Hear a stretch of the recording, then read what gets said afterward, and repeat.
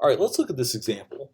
We've got integral from 1 to e cubed of 1 over x. This is actually an easy one to do because the numbers work out nicely.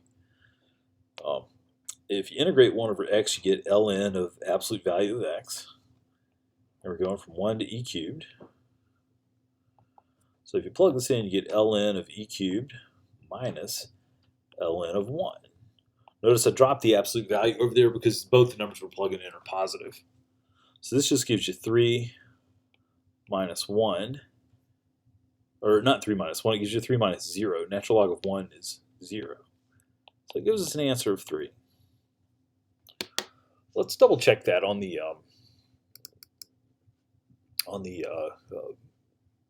online Riemann sum calculator. See, if I put in ln, or not ln, I put in 1 over x, and we're supposed to go from 1 to e cubed. So 1 to e cubed, and draw my rectangles. So it gives me 4.11 something. Let's try to get this more on the screen.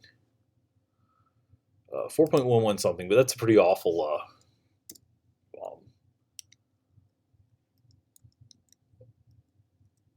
estimate. Let's see, if I put in 100, I get 3.09, 1,000, I get 3.009. So yeah, that definitely shows that this is, it corroborates it.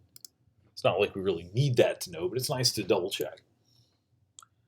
All right, let's do this one. Integral from 0 to pi over 4 of secant x tan x dx. All right, so let's see. First thing, well, we're fortunate here. Secant x tan x, we know that that is the derivative of secant. So if you take the antiderivative, it gives you secant from 0 to pi over 4. So we just get secant of pi over 4 minus secant of 0. Now, if you think about what this is, secant is the reciprocal of cosine. So cosine pi over 4 we know is root 2 over 2, which is the same thing as 1 over root 2. So secant pi over 4 is the reciprocal of that. And secant of 0, well, cosine of 0 is 1. So secant of 0 is the reciprocal of 1, which is just 1. So we get root 2 minus 1 is our exact answer. Now what is that? It's like, well, root 2 is 1.41 something. So if you take 1 off of that, this is going to be 0.41 and so on. So let's check that as well. So let's see, secant x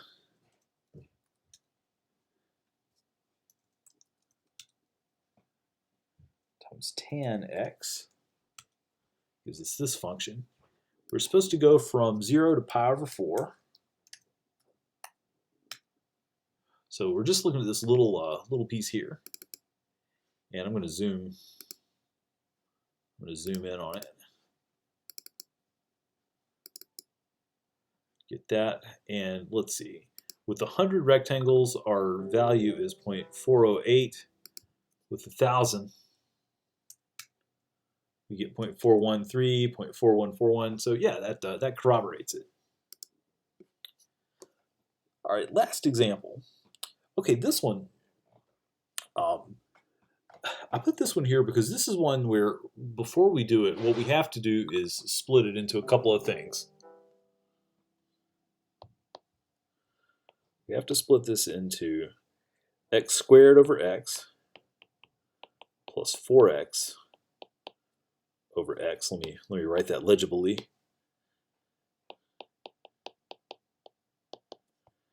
And so then we can rewrite this as integral from 1 to 2 of x plus 4. Now, whatever you do, don't do the antiderivative of the top and then the antiderivative of the bottom. Doesn't work that way. You have to split it up like this and get this. And from here, it's not too bad. integrate the x, you get 1/2 x squared. I guess I just put an equal here instead of an arrow. 1/2 x squared plus 4x from 1 to 2. And now we got to plug our endpoints in. So you get 1/2 times 2 squared plus 4 times 2. Then plug in the 1, you get 1/2 plus 4. So let's see, what is this? This is 2 plus 8, so that's 10. This is, I'm going to use decimals here. 4.5. So I get 10 minus 4.5, which is 5.5. Or 11/2 if you would prefer. And since we did it for the other two, let's do it for this one too. Let's check it.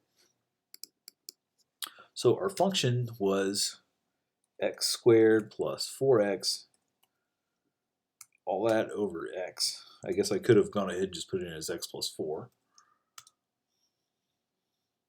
Let's see, it doesn't like that. It's because I syntax error. Put my zoom back to standard. All right, so let's see, what are we doing? We're supposed to go from 1 to 2. So we're trying to find the area of this trapezoid. And sure enough, it's given us 5.4999, and that's with 10,000 rectangles. So it's showing us, yeah, it's essentially 5.5.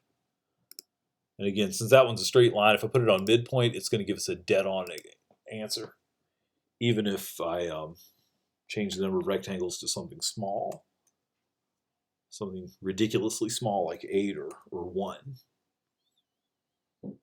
But anyway. So that's using the second part of the fundamental theorem of calculus to evaluate definite intervals. And I would say this is one of the most important things to learn in this class.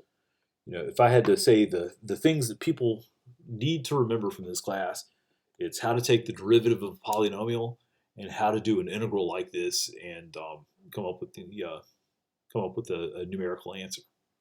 So anyway, that will finish this section out.